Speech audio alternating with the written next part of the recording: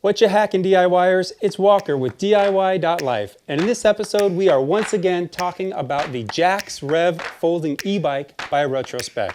We are going to be going through this thing A to Z, head to toe, soup to nuts, forks to frames, seats to spokes. You get the idea. Anyways, we're going to be going through the whole thing.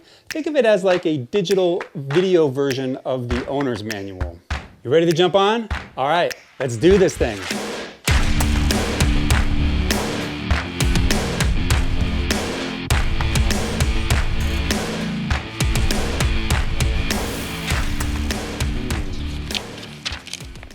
Okay. Oh, hey, I actually just read in the owner's manual that you're not supposed to have riders on the back. So disregard what I said earlier, okay? Cool. If you haven't yet seen my unboxing video I did of the Jax, go check that out right now here.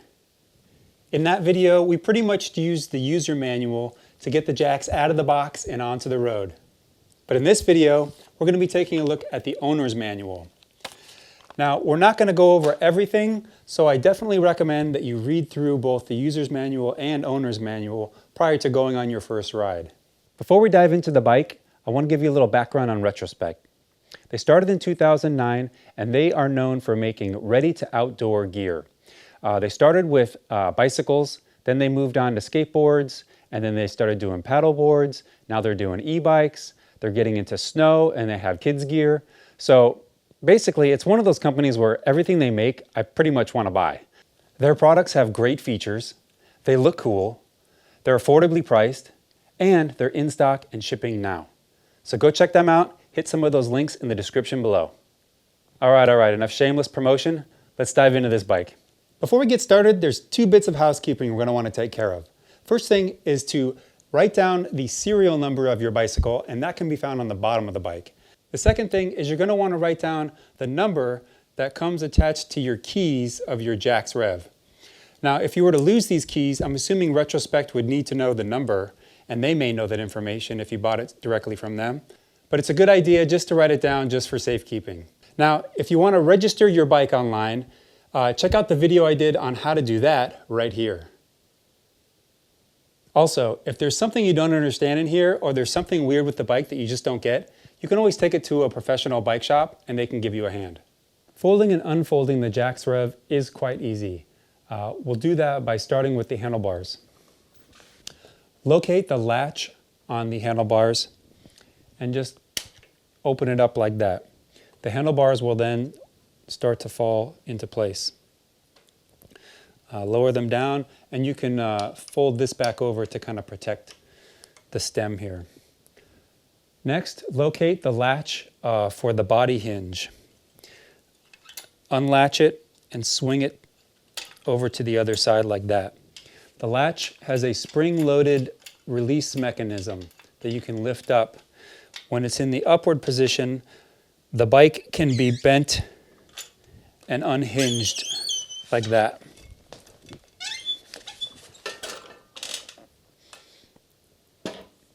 In addition, you can release and lower your seat post to protect the seat from being damaged.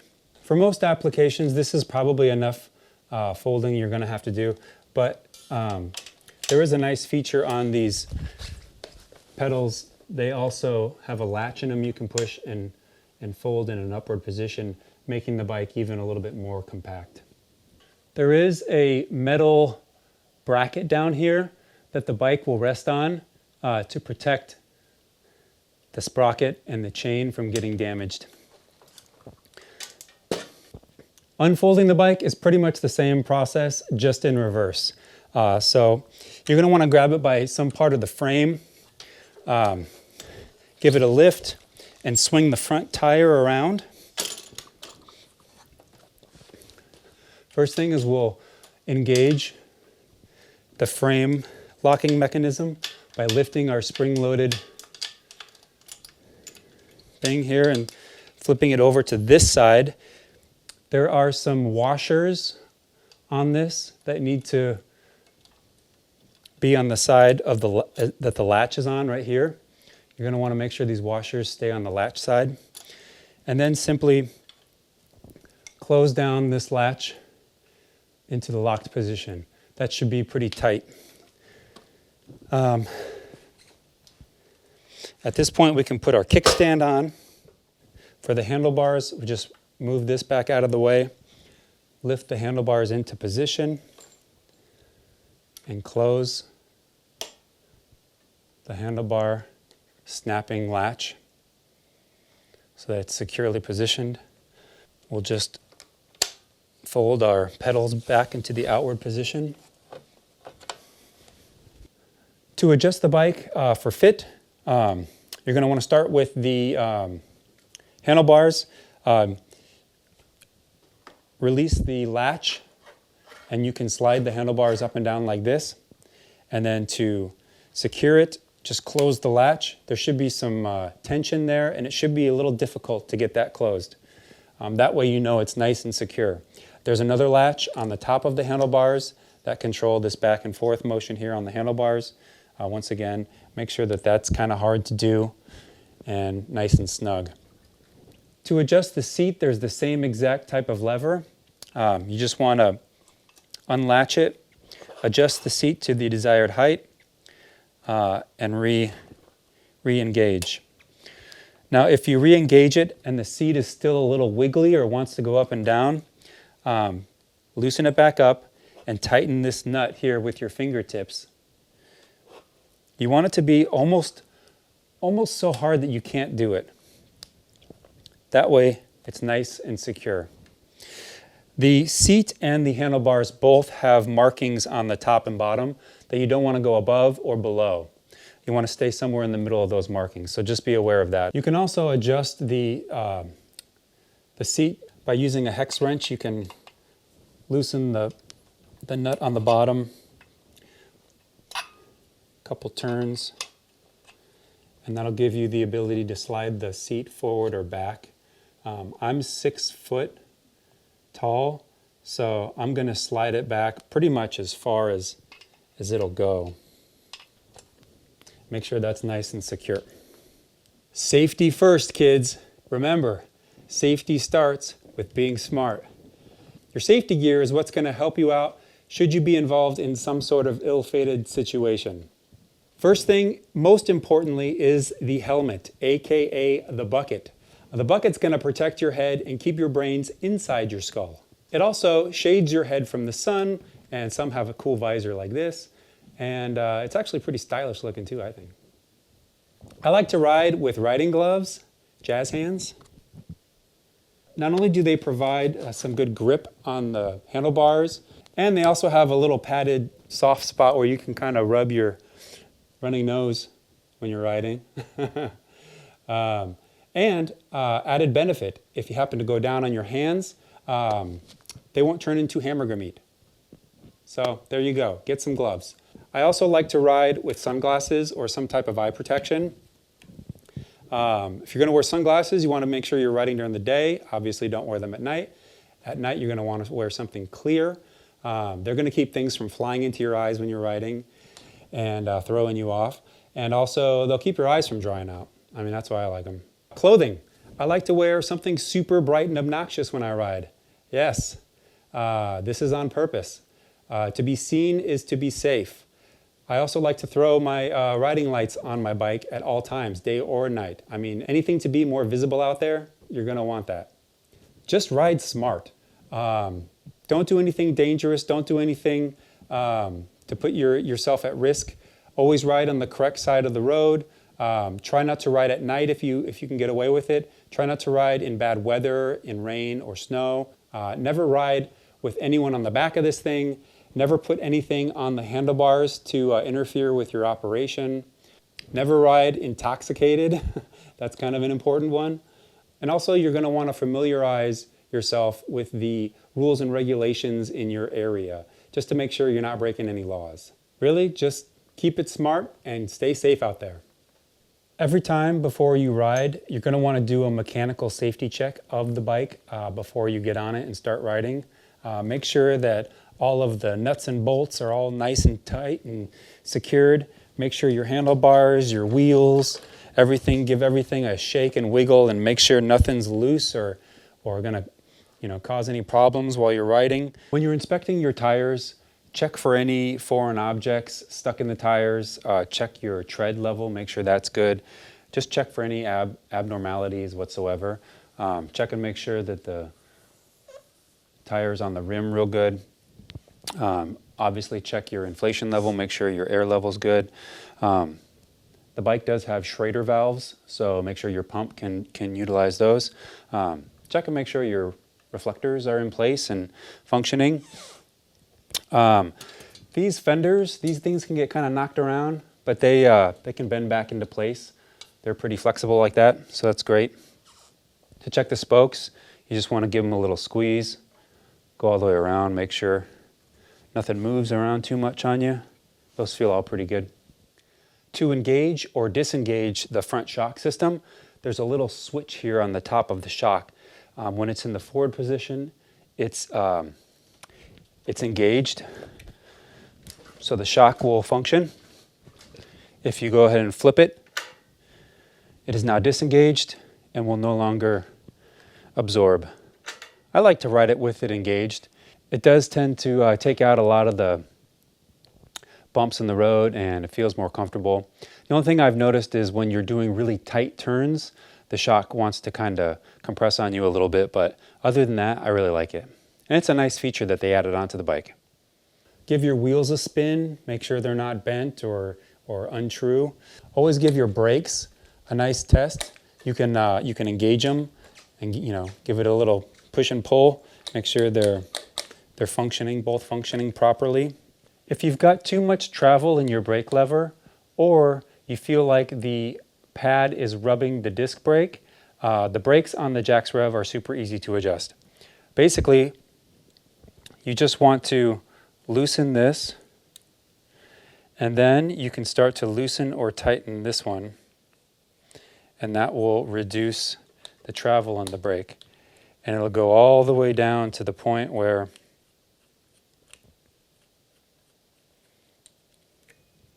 it's almost touching. In fact, it might even, I think that is even touching. So it's probably a little too far. So let's go back a little bit. That seems good. And then we can, as a last step, tighten this back down so it doesn't change. The bike does come with a headlamp and tail lamp, and I believe they both utilize they both feed into the battery, because I didn't notice any batteries with the headlamp or tail lamp systems. So to turn on and check the status, making sure the lights are functional, you just press the little button on the top of the front headlight, and that'll give you an on-off indicator. And on the back, this one was a little bit tougher to find, but there's a switch on the bottom. You just switch it to the left and right, and it'll turn the lights on and off. Moving right along to the electrical system, this is the Jax Rev battery. It can be charged, installed on the bike, or uninstalled from the bike. Let's say you want to leave the bike in the garage and charge in your home. To do that, I would recommend removing the bike seat. You're then going to want to take your keys and turn them to the unlock position. At that point, you can raise the battery handle and give it a pull, and it should come out just like that. To reinstall it, give it a nice snug push down, replace the handle, and you can turn the key back to the off position. And simply replace your bike seat. Here is the charger that comes with the bike itself, and it comes with a couple of cables. First thing you want to do is plug the power cord into the charging box, and they want you to plug this into the wall first. The light on the box should illuminate green, and then you're ready to plug in. There's a little swivel cover, door cover on the port, charging port. You're going to want to flip that up and over, And then it looks like an XLR type connector, microphone connector. And you'll orient the prongs to match the port and just plug it on in. At that point, the light on the charger should illuminate red, meaning that it's charging. And when it's completed its charge, it'll turn to green, letting you know that it's completed. When it's done charging, once again, they want you to unplug it from the wall first and then unplug the power cord from the bike. And then, always replace the safety cap there for the charge port. And that's it. That's charging. One thing Retrospec recommends is charging the bike the night prior to riding it.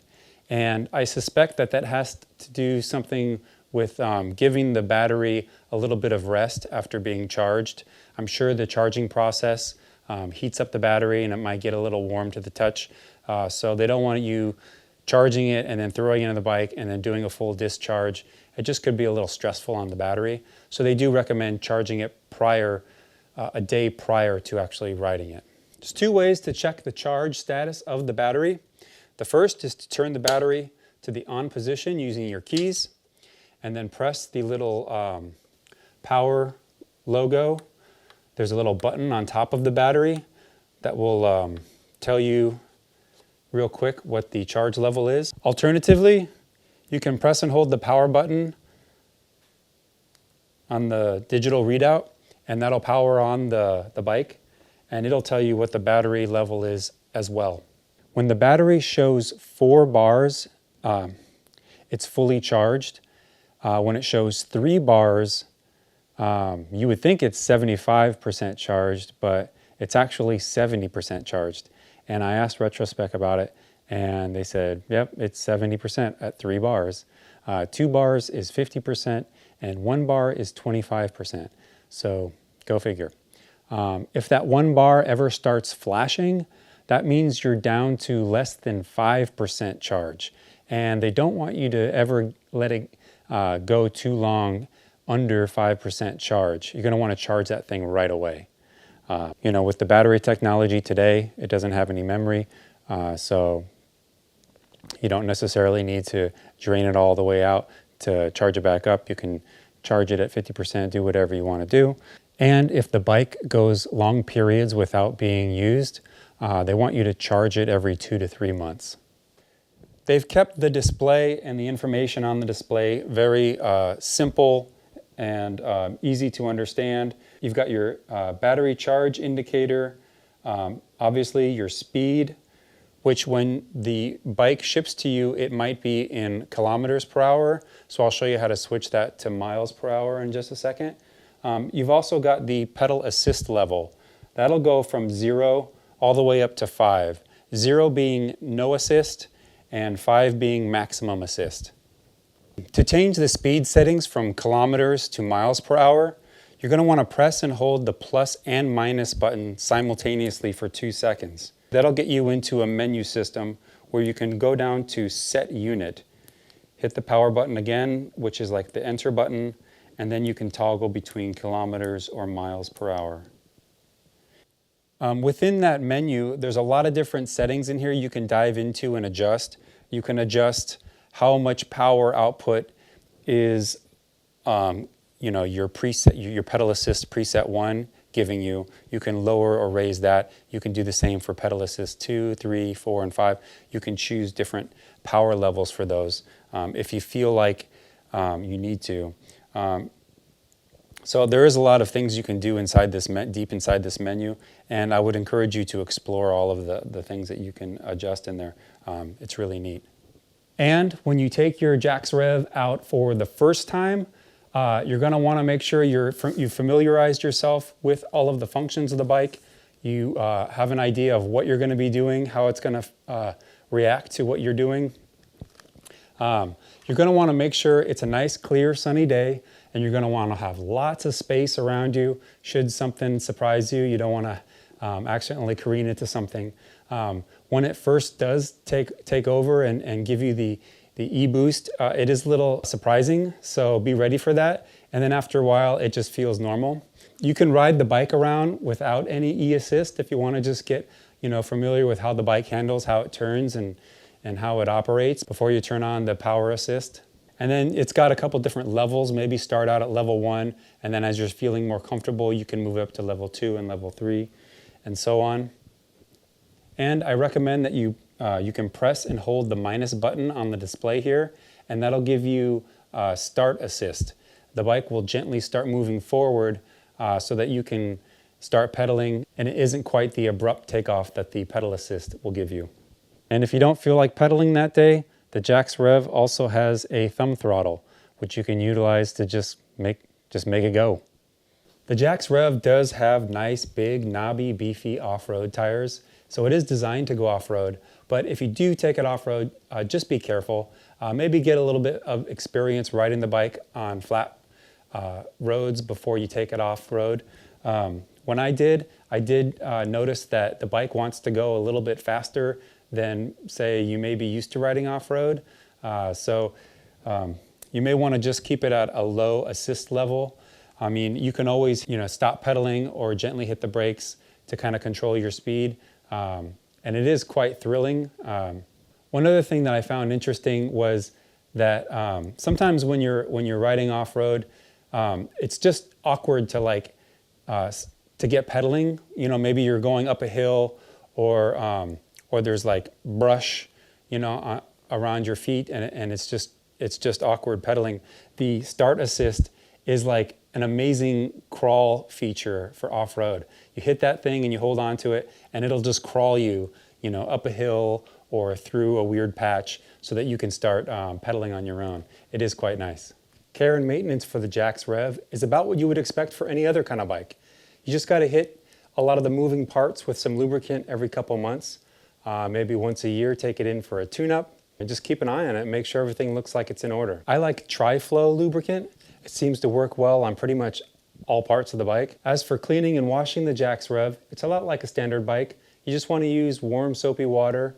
You don't want to use any harsh chemicals on it, and you definitely don't want to use a power washer on it. Try not to spray the electrical system, the hubs, the battery, the display. Try not to get those elements too wet, otherwise it could cause some problems, so just be aware of that. And that's about all I have for this episode.